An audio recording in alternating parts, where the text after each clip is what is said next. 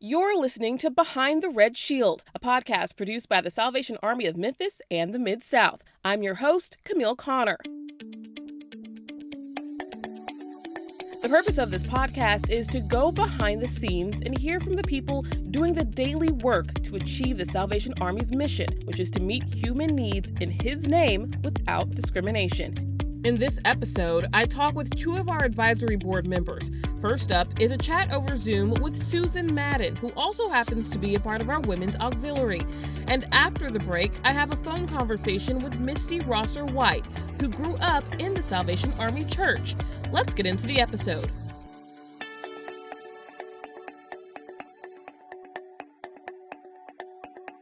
For people who don't know, Susan Madden was previously the president of the Women's Auxiliary, as well as previously an advisory board president. So just to give you an idea, you know a lot about the Salvation Army, right?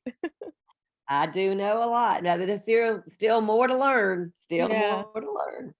And so, can you just walk us through, walk us back to when you first learned about the Salvation Army of Memphis? Well, I'm going to tell you a little bit further back. I grew up in Tupelo, Mississippi, and my uncle was president of the Salvation Army Board in Tupelo, Mississippi, and my mother served on the board in Tupelo. And as a youth, I will say, not a willing participant, but drugged to programs at the Salvation Army because at that time in my life I was a little more selfish. But then when I became a mom and was raising my children in Memphis, Tennessee, I had a very good friend that I was in a prayer group with and had been for a number of years. And she was very involved with the Salvation Army. I think she even served as president of, I say the Army, the auxiliary, president of the Women's Auxiliary. And had just reached a point in my life where my children were kind of out from underneath me and not needing me as much. And I felt like it was time to start doing something volunteer wise. So I just very casually looked at her and said, if y'all got anything that I can kind of test the water and get involved with a little bit at the Salvation Army, I'm happy to do some volunteering.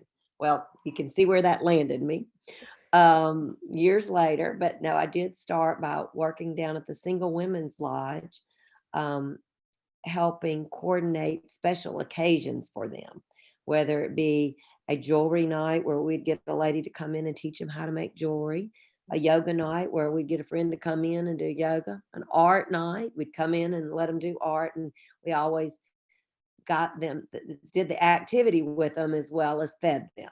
Mm-hmm. And it was just a really neat time to have that interaction time with the women in the Single Women's Lodge. So after that, I asked if there were other areas that I could be involved because another person rotated into that position after me. And then I started working down at the other shelters, going out on to the ARC and doing the birthday cakes and staying for their graduation nights. And that's how it just all unfolded. And just the more time I was involved around the programs, the more I fell in love with the Salvation Army. It was contagious. I mean, it just to see what the ministries were doing and how they were changing individuals' lives daily was just so impactful to my life.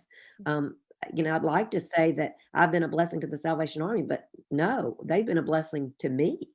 To be able to see how God works and changes people's lives and hearts and takes them from down and out to back on the right path. And it's exciting to see the ministries of the Salvation Army at work.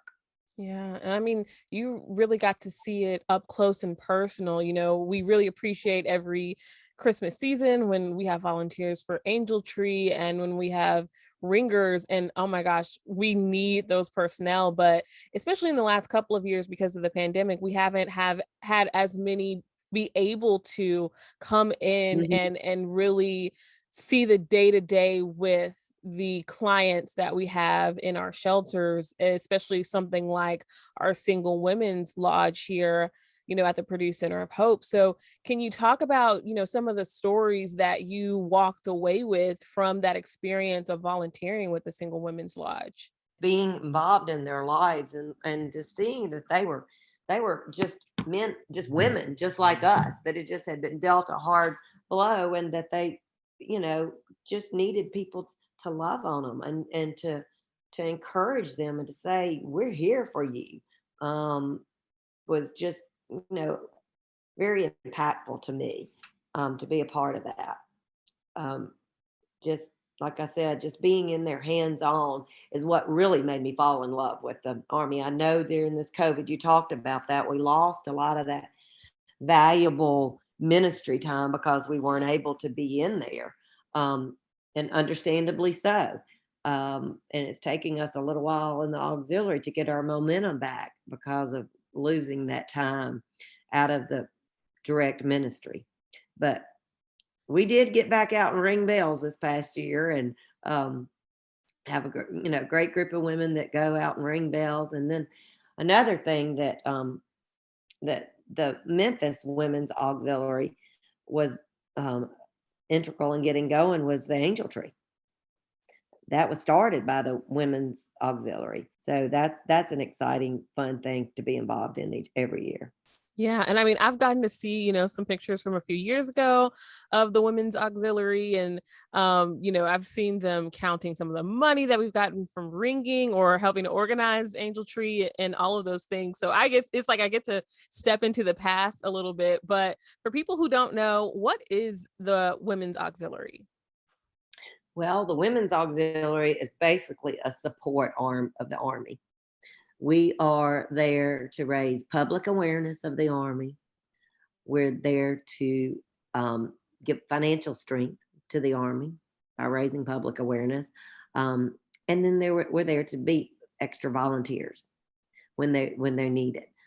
So we treat it's kind of a three-tier purpose: public awareness, volunteer hands, and financial support. hmm And I just want people to know the women's auxiliary runs deep. Okay. Like we're not talking about a very small group of women. Like if you guys were able to walk into that luncheon room, it was filled with dedicated women who really care a lot about the Salvation Army. And that was actually my second time really being around the women's auxiliary this year. I also got to meet some auxiliary members when we went out to hand out lunches to homeless individuals in Memphis Mhm. through our mobile canteen. And you guys just do so much to really help us, like you said, get our name out there and also just be present and help to minister to people in our community. But I'm also curious to know, do you have any special memories with the women's auxiliary that you want to share? Gosh, I have so many special memories with the Women's Auxiliary.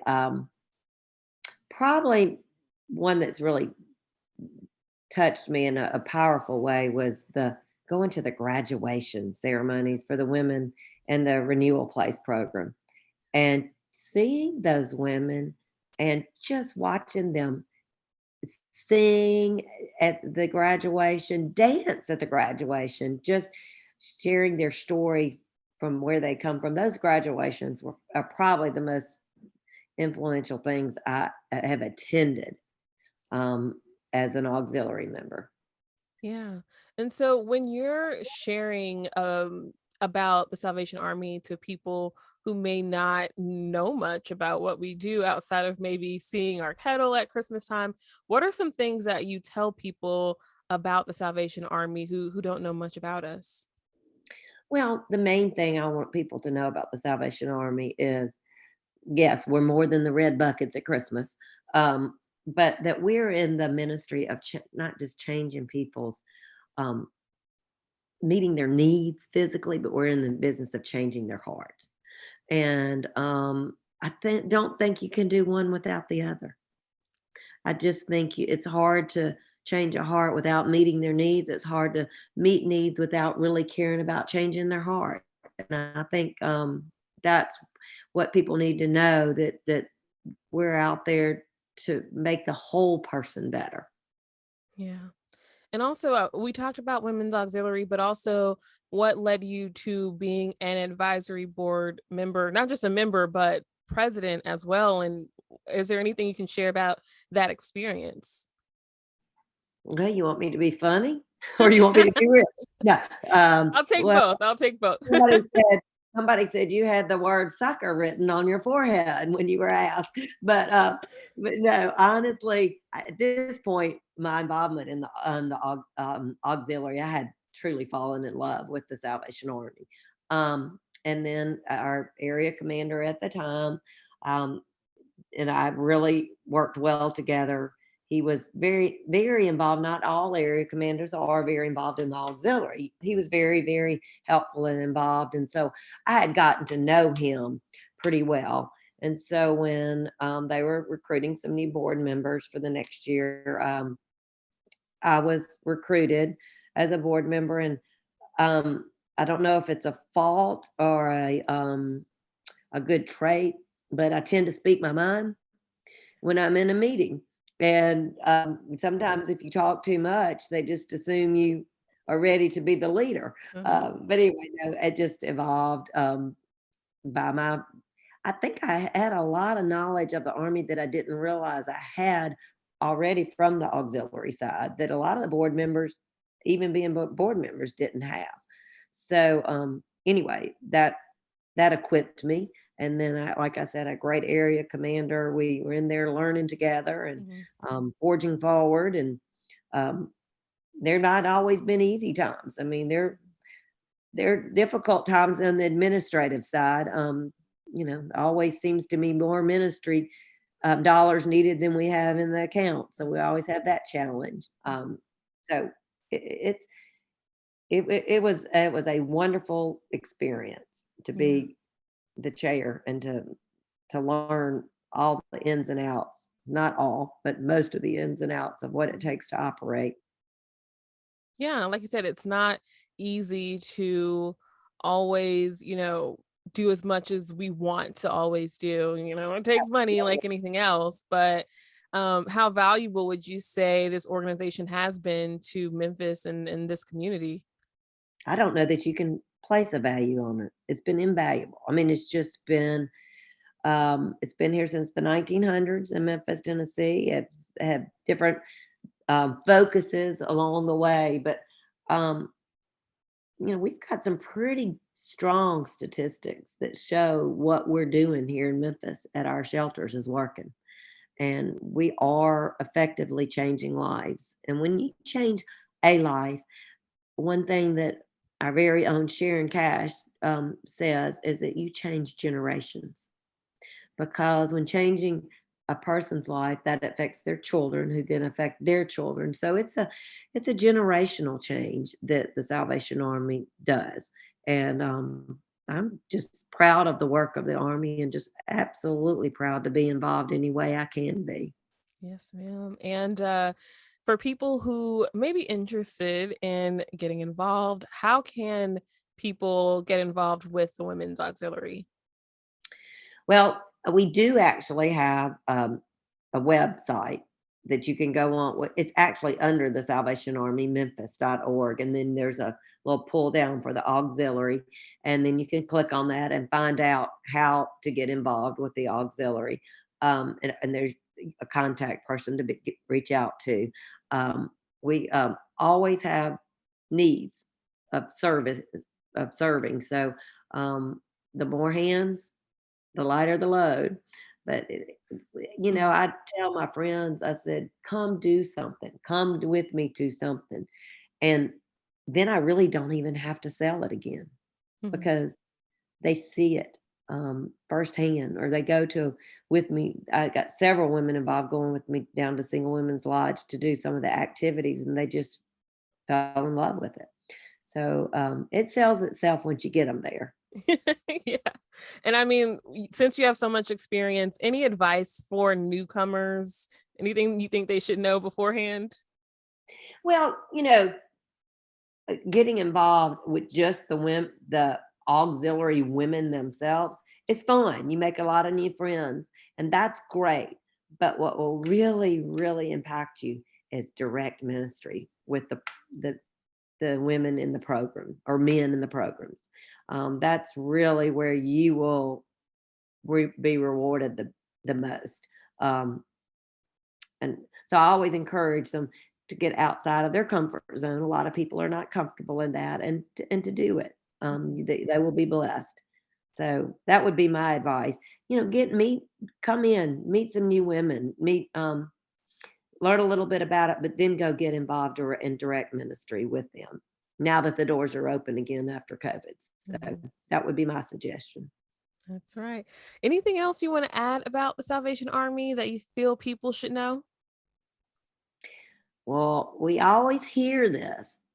I say we always. I've always heard it, and I expect other people have heard it as well, that the Salvation Army does the most with your dollars than any other nonprofit organization in direct ministry.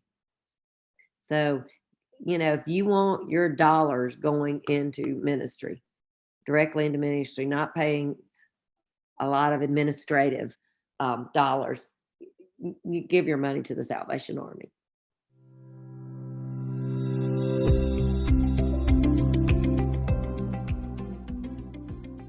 We'd like to take a moment to let our listeners know about this year's Angel Tree program in Memphis. This year, we have over 4,000 angels in our community looking to be adopted. And with your help, we can make sure each one of them wakes up to gifts on Christmas morning. Head to angeltreememphis.org. There, you'll be able to choose a child or a senior to adopt. The deadline to send in new unwrapped gifts is December 9th. Thanks to you, they'll be able to experience the magic of Christmas. Let's get back to the episode.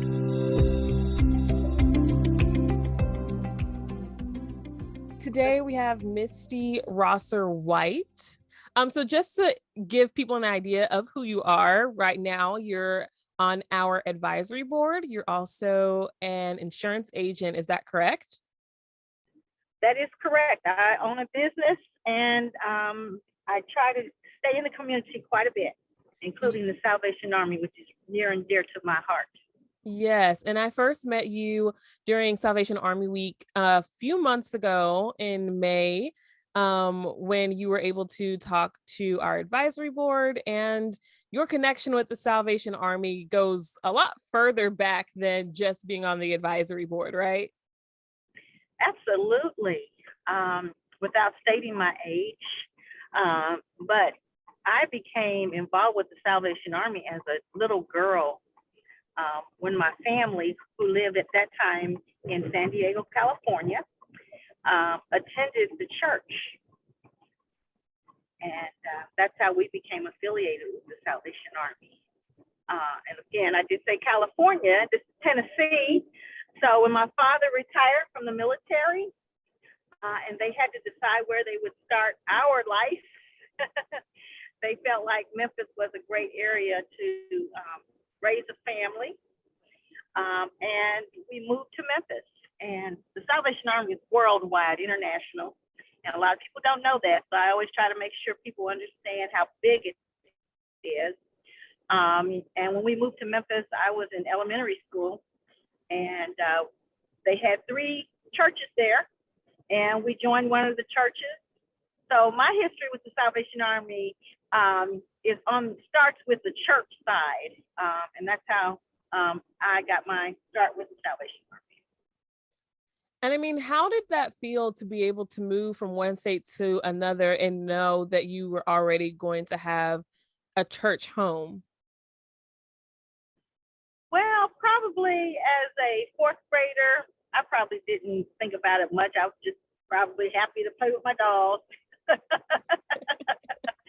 It was nice to move to a new place, but I don't really recall it being a big change in my life. But it was great because one thing, we were closer to family. But we were already familiar with some of their programs. And like I said, growing up, there are so many programs in the Salvation Army that they offer, as church members and as community members. I spent a lot of time, so it wasn't just going to church on Sundays at all. Mm-hmm. The activities of Salvation Army included Sunbeams and Girl Guards, which is the equivalent of Girl Scouts and Brownies.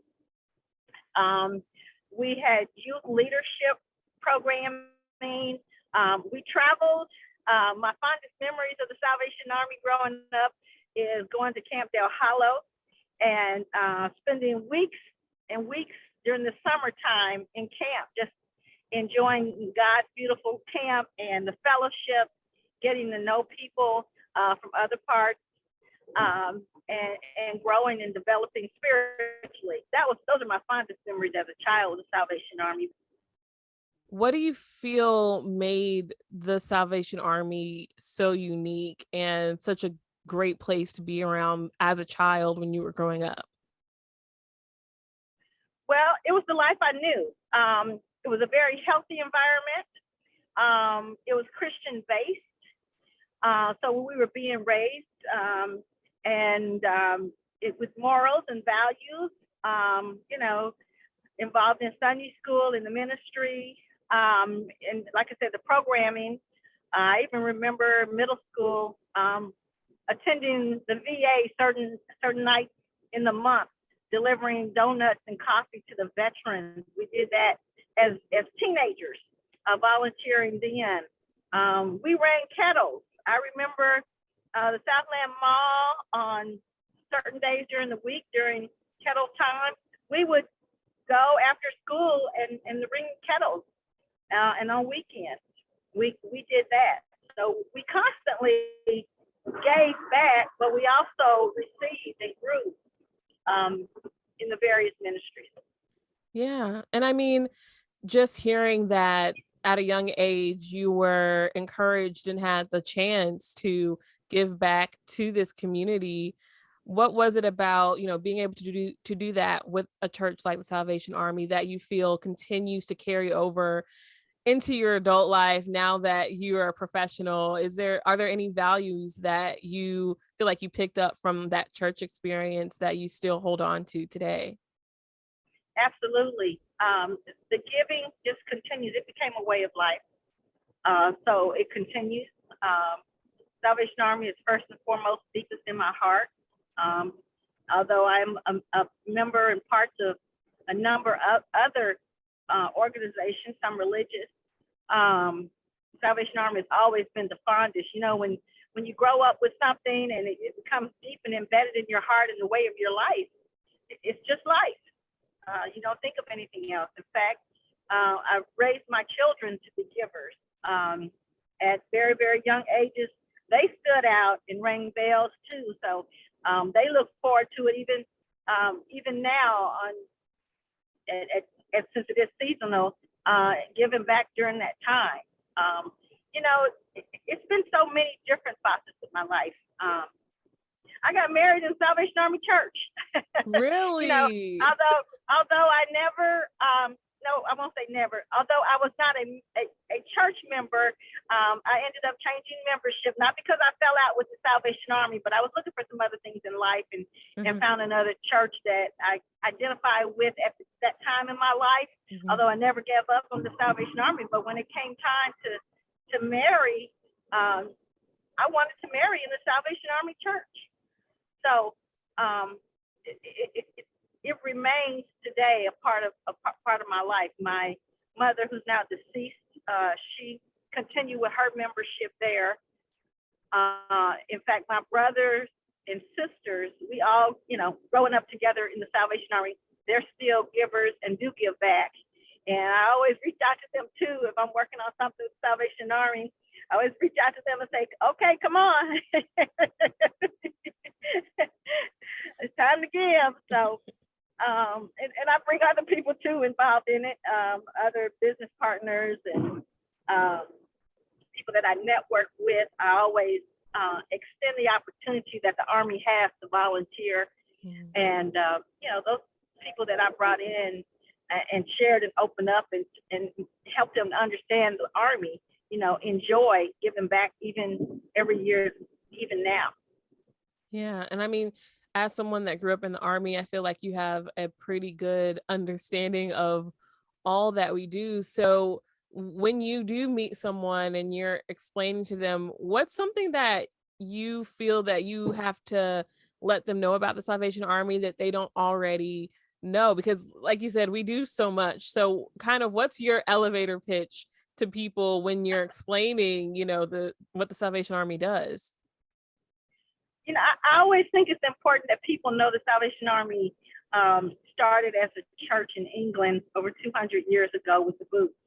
So I always want to make sure that they understand that because most people are familiar with the kettles. And that's a huge facet of the Army, but certainly not the other thing because, I would jump even to this day to go back to Capdale Hollow just to see and reminisce and spend a few nights there to, just relax and remember how great, that place was and what an impact it was. So I try to make sure they understand that it's a church, it's Christian based, because that was so important to me. That helped develop me and sustain me. That kept me out probably trouble, my religious values, which I learned as the basis in the Army. So that's the first thing. And then the programming, I always, try to let them know other things that we do, not just ring kettles, but, here in Memphis, the Salvation Army is one of the biggest programs to provide shelter for men, women, children, and not just temporary shelter, but help people to reestablish themselves in life. So a lot of people don't know that.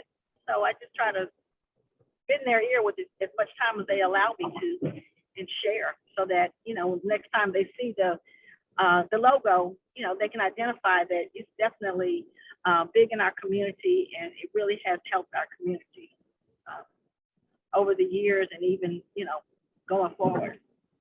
That's great. And also, so as an advisory board member, why did you want to, dedicate your time to the advisory board? And what are some of the things that you could tell people about what the advisory board does? Well, the advisory board oversees and makes sure that the mission of the Salvation Army continues. It's made up of a number of members in the community who have various gifts to give back, not just with fundraising, but leadership, looking out, just development. Just want to make sure that it remains the wholesome organization that it was started out as. So we meet monthly and even a little more frequently than that, depending on what committee you're in, just to make sure in different areas that that the mission statement is carried out.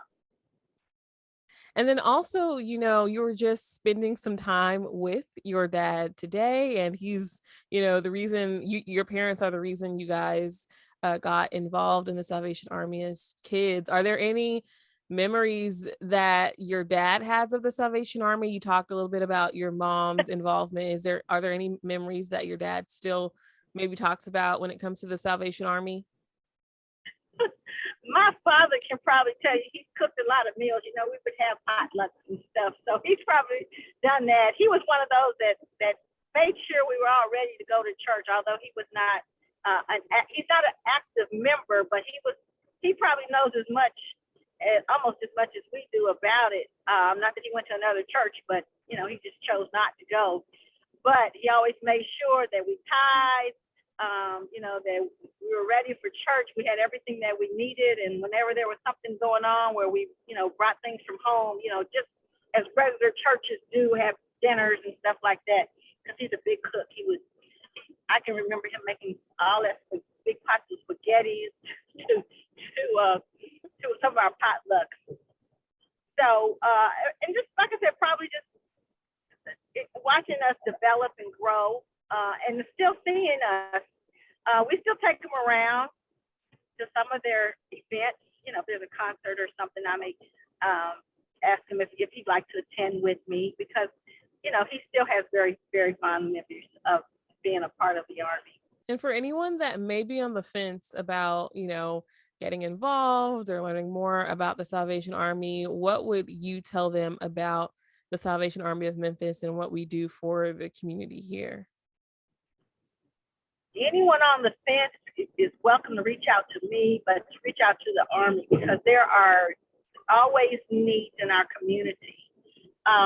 We hear a lot of bad things on the news, but I'd like to even hear more great things that the Army is doing. I'd like to see that in the news more, that they cover more stories like that, not just at Christmas time, but throughout. I don't know of anyone that's had a bad experience giving their time and talent to an organization that filters right back into the community. That's got to be the greatest gift you can give, the gift of yourself, your time and your talent. So, it may not be just a financial contribution. Yes, we definitely need those contributions, because that's what keeps organizations running, is funding. So that is huge. But and if they can see, and it's not just Memphis, but all over the country. The Croc Center here is huge. The men fellowship, the women and children ministries, where we are helping people. And we are helping people when they might be the lowest in their lives, and sometimes when you're the lowest in your life because of some event that may have happened, or could be some dependency issues or things like that, or just homeless, an organization that can take you as you are and help you to overcome that, help you build back and restructure yourself, your life, maybe make a few more decisions, or encourage you to make a few better decisions so that you can have better outcomes. Anyone that wants to be a part of that, share a part of that, bring your money, bring your time, bring your talent. It's definitely worthwhile. And to be a part of helping someone, that's got to be the greatest proud moment that someone can have in their life. Yes, ma'am. Yes, ma'am. You know what? Thank you so much for sharing your history with the Salvation Army. And thank you for continuing to be involved with our organization and being like a cheerleader for us. Oh, I love the Army. And like I said, I wouldn't be where I am today if it were not for the Army. And if it's one life or more than one life that I can impact, share with, give back, help finance, I am all for it, because it's definitely what makes the world go round, and we all need this type of love in our lives. Agree. Thank you so much, Misty, and I really appreciate you sharing your story with us today. That wraps up this week's episode of Behind the Red Shield. If you'd like to learn more about the Salvation Army of Memphis and the Mid-South, you can head to our website at salvationarmymemphis.org. There, you'll also find ways to get involved. We have several volunteer opportunities this holiday season, and you can sign up to be an Angel Tree volunteer or a bell ringer for our Red Kettle campaign. All the info is on our volunteer page. You can also follow us on Facebook and Instagram at Salvation Army Memphis. Don't forget to join us next week for a brand new episode. You can find it by subscribing to our Salvation Army Memphis YouTube page or subscribing to Behind the Red Shield on iTunes Podcast or Spotify. Thanks for listening.